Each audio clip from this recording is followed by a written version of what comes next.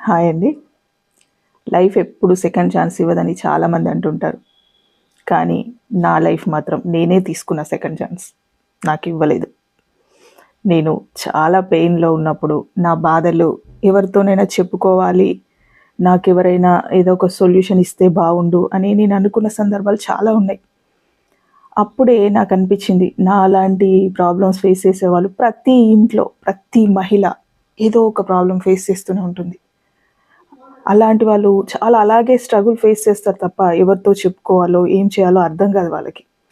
చెప్తే ఏమవుతుందో, నేను చెప్పడం వల్ల ఆ సమస్య అసలు చెప్పాలన్న ఆలోచన కూడా చాలామందికి రాదు.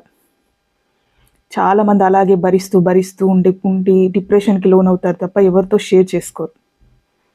మీకోసం, అలాంటి ప్రాబ్లమ్ ఫేస్ చేసే వాళ్ళందరి కోసం నేనున్నాను. నాతో షేర్ చేసుకోండి.